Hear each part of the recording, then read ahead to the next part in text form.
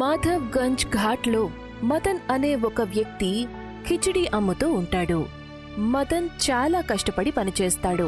కాని తను తయారు చేసే కిచిడి ఎవ్వరికి కూడా నచ్చదు.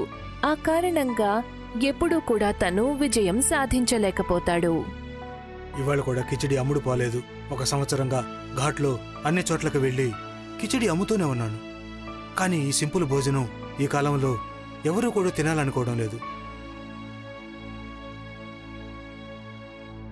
అంతలో చెంపక్ మదన్ దగ్గరకొచ్చి ఇలా అంటాడు. ఇదిగో మదన్ బాబాయ్, ఈ కిచిడీని అయితే మేము ఇంట్లో కూడా తయారు చేసుకుని తినగలం. ఇప్పుడు ఈ కిచిడీని మీరు అమ్మడం మానేయండి. ఇంకేదైనా అమ్మండి, లేకపోతే ఇలానే జీవితాన్ని గడపాల్సి ఉంటుంది. నాకు తెలుసు చెంపక్, కానీ ఇంకేదైనా అమ్మడానికి నా దగ్గర అంత డబ్బు ఎక్కడి నుంచి వస్తుంది చెప్పు. అలాగే ఎక్కువ కష్టపడి పని చేయడానికి నాకిప్పుడు అంత వయసు కూడా లేదు.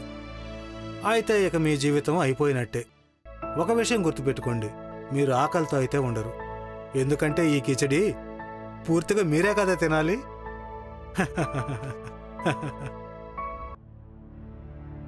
చెంపక్ మాటలు విని మదన్ చాలా నిరాశ చెందుతాడు.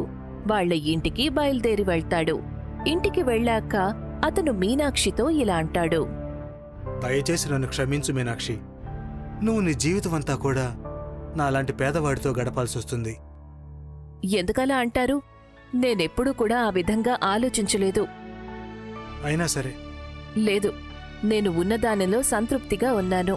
ఇక మన ఈ దారుణమైన పరిస్థితి గురించి చెప్పాలి అంటే నేను ఘాట్ దగ్గర ఉన్న మందిరంలో మళ్లీ ఒకసారి వేడుకుంటాను, మీరు విజయాన్ని సాధించాలి అని.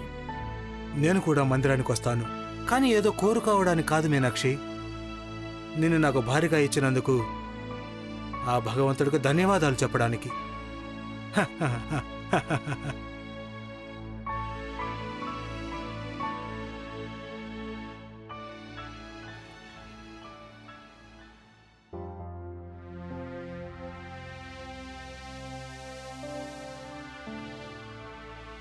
మరుసటి రోజు మీనాక్షి ఇంకా మదన్ గుళ్ళో వేడుకుని ఘాట్ వైపు నుంచి ఇంటికి తిరిగి వస్తూ ఉంటారు.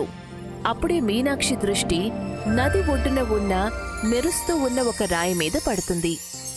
అరే, అలా చూడండి, ఆ రాయి ఎంత బావుందో. అవును, చూడ్డానికి చాలా ఆకర్షణీయంగా ఉంది. అవును, దీన్ని మనం ఇంట్లో అలంకరణ కోసం తీసుకువెళ్దాం. నీకెలా అనిపిస్తే అలానే చేద్దాం. మదన్ ఆ రాయిని తీసుకుంటాడు.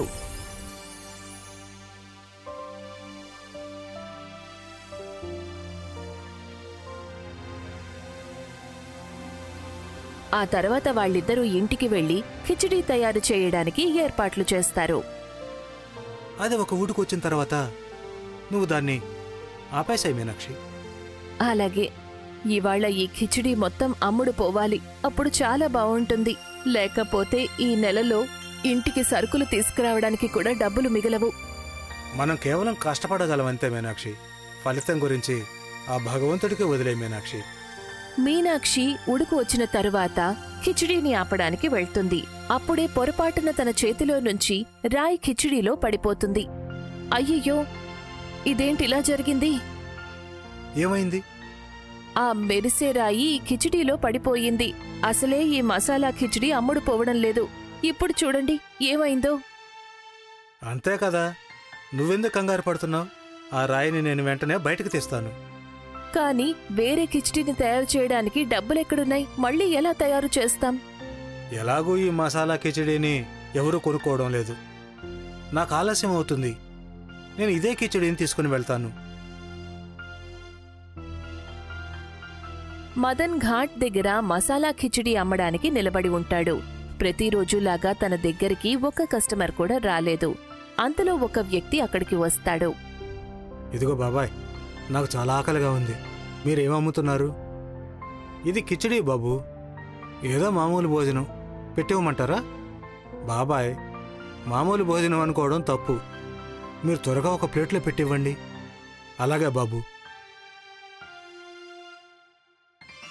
ఆ అబ్బాయి ఎప్పుడైతే మొదటి ముద్ద తింటాడో అప్పుడు తనకి ఆ కిచిడీ రుచి ఎంత బాగా నచ్చుతుందంటే తను కొన్ని క్షణాల్లోనే ప్లేట్ అంతా కూడా ఖాళీ చేస్తాడు.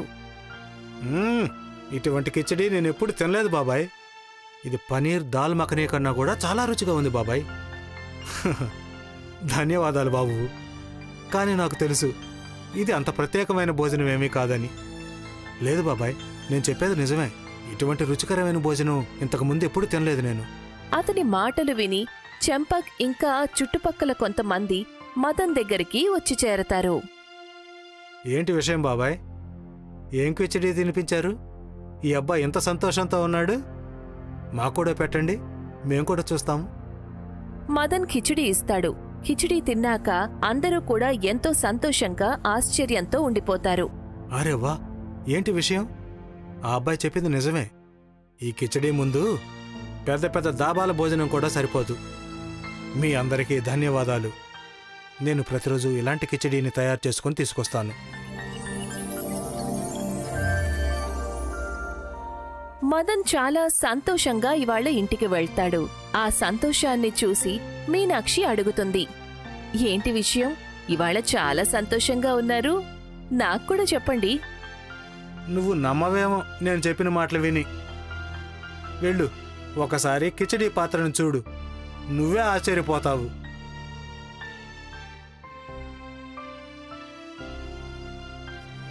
మీనాక్షి కిచిడి పాత్రను చూస్తుంది. చెప్పాను కదా నువ్వు నమ్మవు అని. అమ్ముడుపోయింది. మొత్తం కిచిడి అంతా కూడా అమ్ముడైపోయింది. కాని ఇదంతా ఎలా సాధ్యమయ్యింది?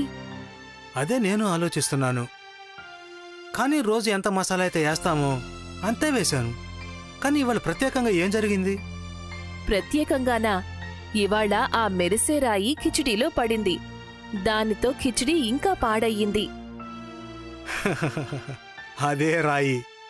ఆ మెరిసిపోయే రాయి వల్లే దాని రుచి రెట్టింపు అయ్యింది. ఖచ్చితంగా ఇది మన ప్రార్థన కారణంగానే ఆ భగవంతుడి నుంచి లభించింది. ఇక మన కిచిడి ప్రతిరోజు అమ్ముడుపోతుంది. ఇక మనం డబ్బుల గురించి అస్సలు ఆలోచించక్కర్లేదు. నెల రోజులు గడిచిపోతాయి. మదన్ తన సంపాదనతో మసాలా కిచిడి అనే పేరుతో ఒక కొత్త దుకాణాన్ని తెరుస్తాడు. మదన్ కొంతమందికి కిచిడి ఇస్తూ ఉంటాడు. అంతలో చంపక్ అక్కడికి వస్తాడు. ఇదిగో బాబాయ్, ఇప్పుడు మీరెలా ఉన్నారు? ఆ భగవంతుడి దయ వల్ల బాగానే ఉన్నాను చంపక్. చెప్పు, ఎన్ని ప్లేట్లు ఇవ్వాలి? లేదు లేదు, ఇవాళ నేను కిచిడి తినడానికి రాలేదు. నేను మిమ్మల్ని ఒకటి అడగటానికి వచ్చాను బాబాయ్. అడుగు బాబు, ఎందుకు సంకోచం? ఏం అడగాలనుకుంటున్నావో అడుగు. అదే బాబాయ్, ముందు నేను మాట్లాడిన కఠినమైన పదాలకి మీరు క్షమించండి. ఇప్పుడే నాకు అర్థమైంది సాదా భోజనంలో ఎంత రుచి ఉంటుందో. ఆ కారణంగానే నేను మిమ్మల్ని దాన్ని తయారు చేసే పద్ధతి అడగడానికి వచ్చాను. అర్థమయ్యింది. మదన్ చంపక్కి మెరిసే రాయి గురించి తప్ప కిచిడి తయారు చేసే పద్ధతి మొత్తం చెప్తాడు. సరే బాబాయ్, ఇక నేను బయలుదేరతాను.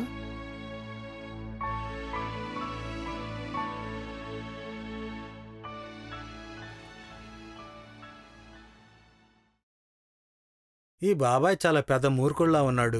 మొత్తం అంతా కిచిడి తయారు చేసే విధానం మొత్తం చెప్పేశాడు. ఇక నేను కూడా అటువంటి దుకాణాన్నే పెడతాను.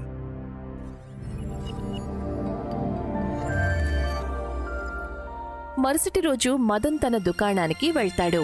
అక్కడికి వెళ్లి చూసేసరికి చంపక్ సరిగ్గా మదన్ దుకాణం ఎదురుగానే ఒక కొత్త మసాలా కిచిడి దుకాణాన్ని పెట్టుంటాడు.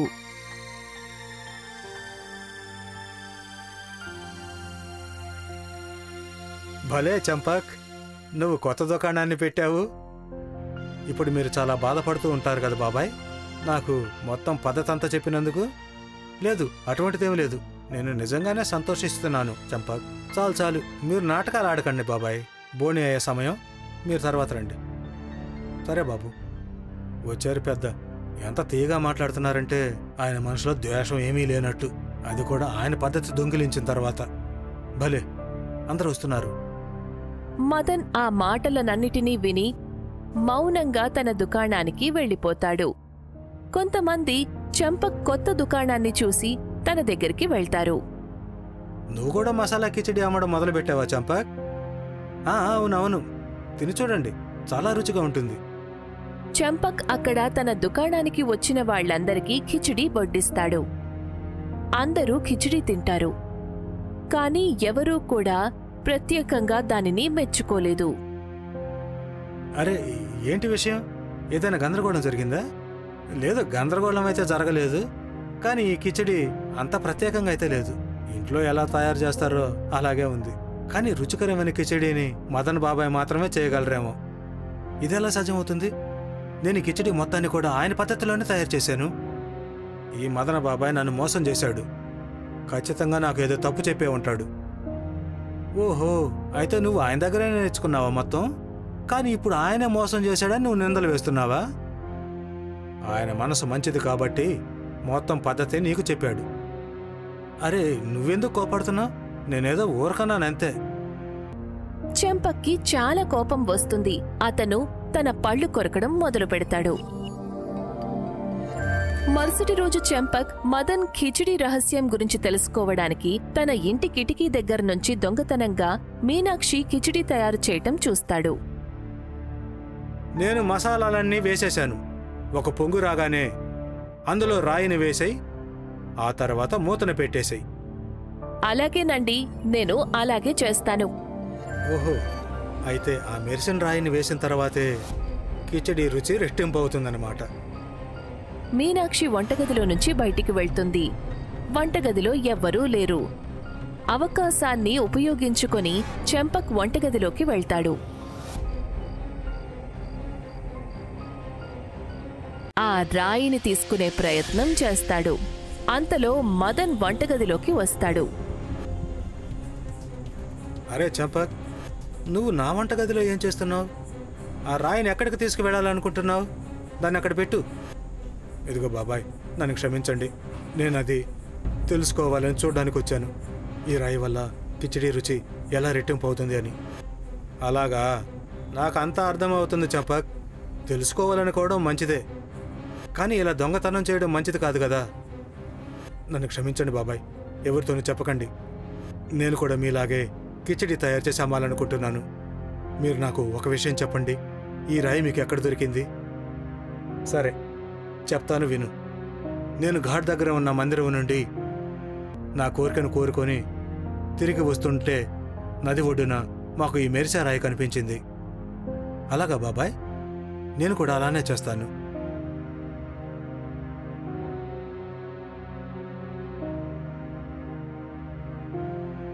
ఈ పెద్దవాళ్ళు ఆలోచించే పద్ధతి డిఫరెంట్గా ఉంటుంది. ఒకసారి పద్ధతి గురించి మొత్తం తెలుసుకున్నాను, ఆ తర్వాత మెరిసే రాయి గురించి అన్ని వివరాలు కూడా తెలుసుకున్నాను. చెంపక్ సరిగ్గా మదన్ ఎలాగైతే చెప్పాడో అలాగే చేస్తాడు. తన కోరికను కోరుకున్న తరువాత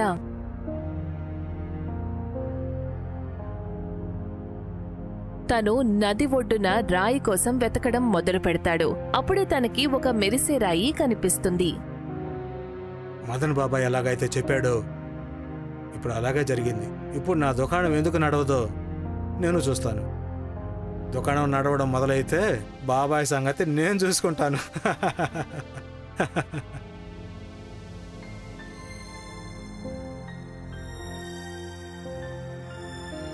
చెంపక్ తన దుకాణంలో నిలబడి అందరినీ కూడా పిలవటం మొదలు పెడతాడు.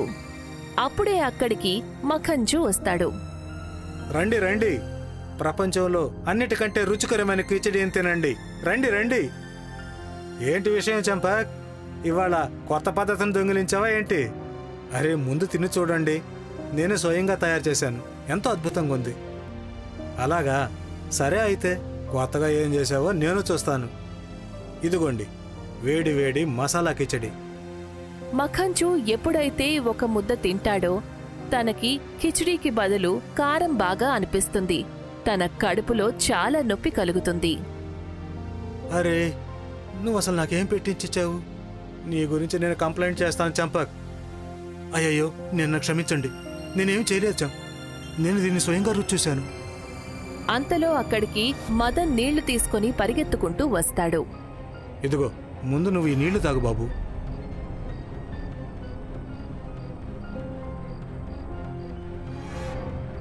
ధన్యవాదాలు బాబాయ్. ఇందులో నా తప్పేమీ లేదు. ఇది బాబాయే చెప్పారు, నది ఒడ్డున రాయి దొరుకుతుంది, దానివల్ల కిచడీ రుచి పెరుగుతుంది అని. ఇందులో ఎవరి తప్పైనా ఉంది అంటే అది కేవలం నీది మాత్రమే చంపక్. నువ్వు నన్ను మోసం చేసి పద్ధతిని అడగొచ్చు, లేదా రాయిని దొంగిలించే ప్రయత్నం కూడా చేయొచ్చు. కానీ ఆ భగవంతుణ్ణి నిన్ను నువ్వు మాత్రం మోసం చేసుకోలేవు. మదన్ మాటలు విన్న తర్వాత చెంపక్ తన అవగుణాల గురించి, తన తప్పుల గురించి తెలుసుకుంటాడు. ఆ సంఘటన జరిగిన తరువాత మదన్ జీవితం సుఖమయంగా మారుతుంది.